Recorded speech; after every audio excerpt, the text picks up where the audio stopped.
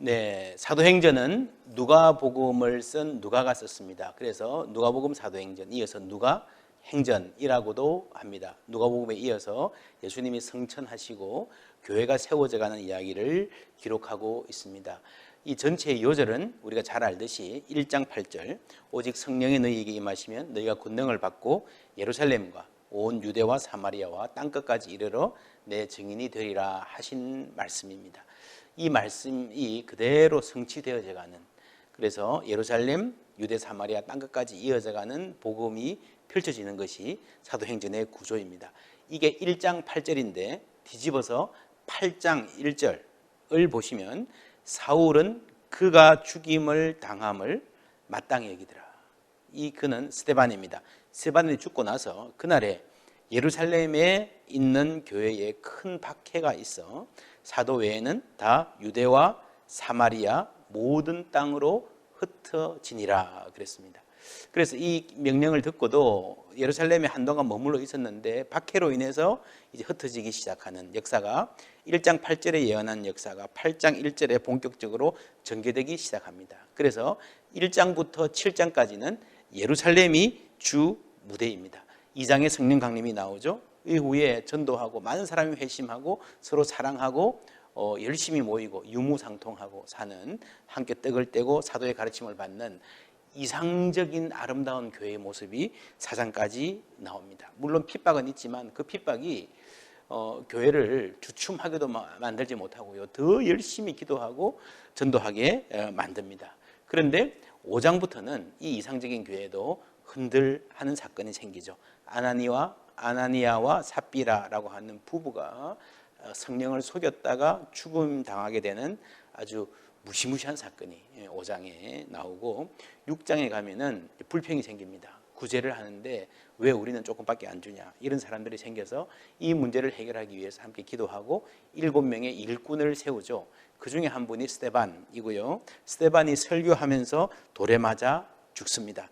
여기까지가 7장인데 스데반이 돌에 맞아 죽는 이 장면에서 사울이라고 하는 청년이 나옵니다. 그래서 이 청년을 중심으로 이제 앞으로 펼쳐질 역사를 예견하는, 예수 믿는 사람을 돌로 죽이는데 앞장선 이 청년에게 교회의 미래가 그 어깨에 걸리게 되는 그러한 예고 같은 느낌을 우리에게 주는 장면이 이제 1장에서 8장까지의 주 내용입니다.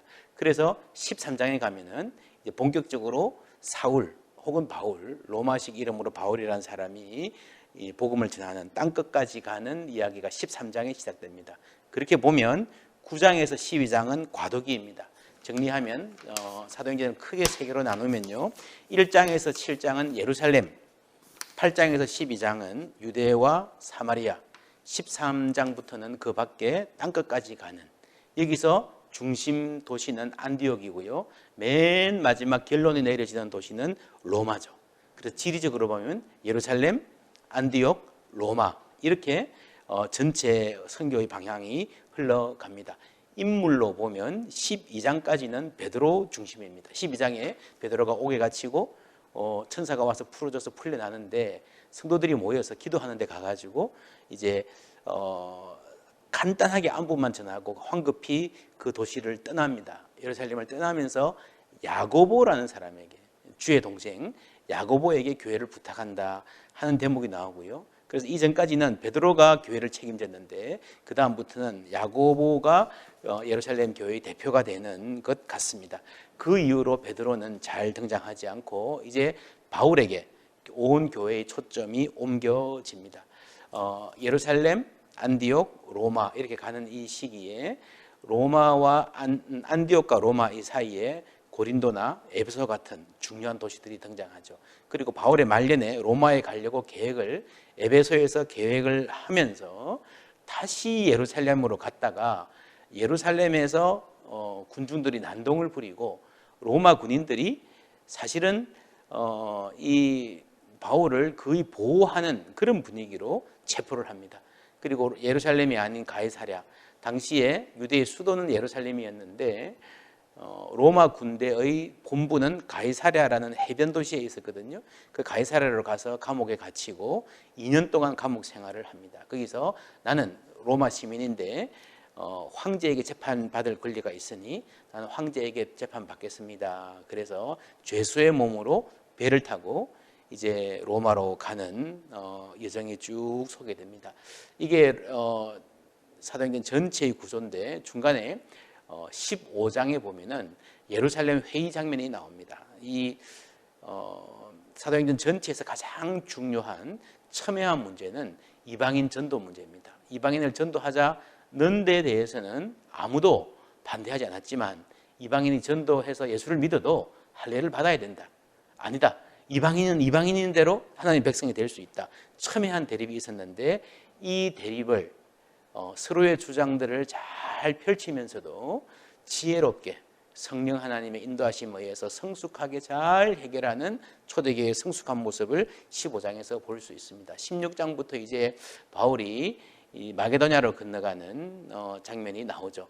본인은 안 갈라 그랬어요. 소아시아 지방에서 지금의 터키죠. 그 지방에서 주로 선교를 하려고 했는데 성령 하나님이 그쪽으로 인도를 하십니다. 읽어보겠습니다. 밤에 환상이 바울에게 보이니 마게도냐 사람 하나가 서서 그에게 청하여 이르되 마게도냐로 건너와서 우리를 도우라 하거늘 바울이 그 환상을 보았을 때에 우리가 곧 마게도냐로 떠나기를 힘쓰니 이는 하나님이 저 사람들에게 복음을 전하라고 우리를 부르신 줄로 인정함이르라 하는 말처럼 나는 글로 가려고 생각 안 했는데 하나님이 이렇게 몰고 가십니다.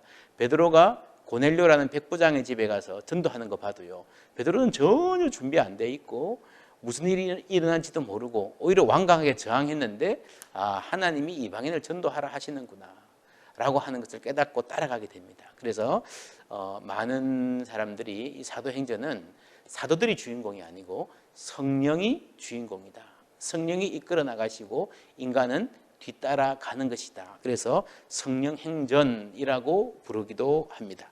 그리고 금방 읽은 말씀에 우리가라는 말이 계속 나왔잖아요. 이제 여기서부터 보면은 이제 우리라는 말이 계속 나옵니다. 무슨 말인가 하면은 사도행전을 쓴 누가라는 사람의 저자가 일행에 같이 있었다는 거죠.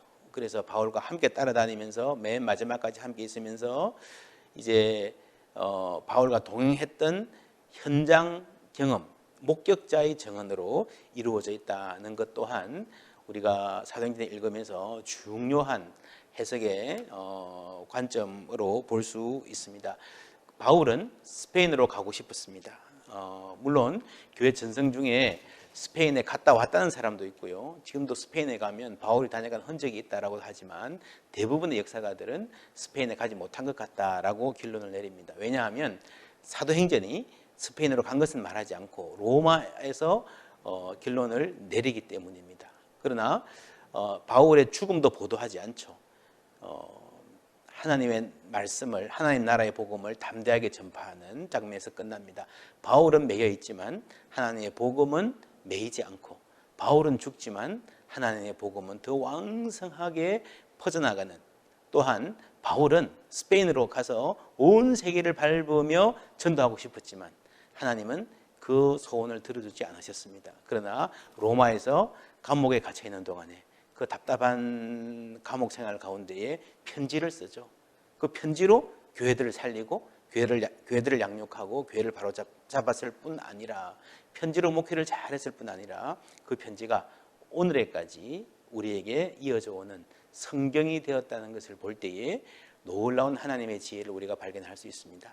그래서 하나님이 때로는 우리의 기도를 들어주시는 것도 감사하지만 들어주시지 않고 다른 길로 인도하시는 것도 하나님 입장에서 더 큰 선을 이루어 가시는 길이다 라고 하는 것을 사도행전과 바울의 생애를 통해서 다시 한번 배울 수 있습니다. 이 사도행전 성경 읽으시면서 역동적인 성령이 앞서 나가시는 초대교회의 흥미진진한 사역들 함께 들여다보시면서 오늘 우리에게 역사하시는 하나님 함께 기대하는 우리가 되었으면 좋겠습니다.